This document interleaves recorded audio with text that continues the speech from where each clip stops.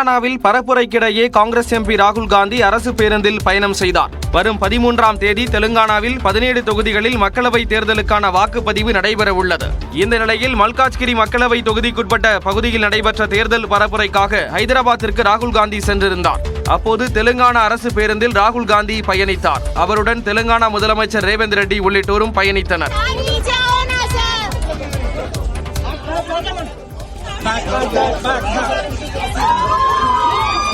For all unemployed graduates like her, 1 year apprenticeship, 1 year training, nice to see you. ராகுல் காந்தியை கண்டதும் பேருந்தில் பயணித்தவர்கள் முண்டியடித்துக் கொண்டு செல்ஃபி எடுத்தனர். பெண்களுக்கான கட்டணமில்லா பேருந்து சேவை உள்ளிட்ட அரசின் திட்டங்கள் குறித்து ராகுல் காந்தி கேட்டறிந்தார்.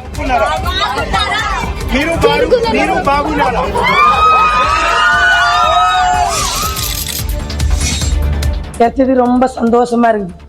போன உசிறு இப்ப வந்த மாதிரி இருக்குது. ரொம்ப சந்தோஷமா இருக்கிறேன் நான்.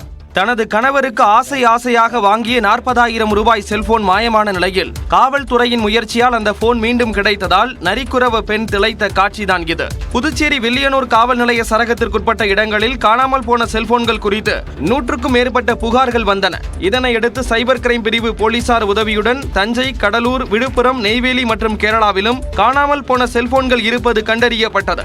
இதனையடுத்து 4,80,000 ரூபாய் மதிப்புள்ள 25 செல்போன்கள் மீட்கப்பட்டன. இந்த நிலையில் மீட்கப்பட்ட செல்போன்களை உரியவர்களிடம் ஒப்படைக்கும் நிகழ்வு வில்லியனூர் எஸ்பி அலுவலகத்தில் நடைபெற்றது. இதில் எஸ்பி வம்சிதர் ரெட்டி கலந்து கொண்டு செல்போன்களை உரியவர்களிடம் ஒப்படைத்தார். நாங்க டியூல வாங்கினது 10,000 ரூபாய் கொடுத்து டியூல எடுத்தது 30,000 டியூ கட்டி 10,000 கட்டிக்கிறோம். 40,000 என் வீட்டுக்காரருக்கு நான் தான் வாங்கி கொடுத்தேன்.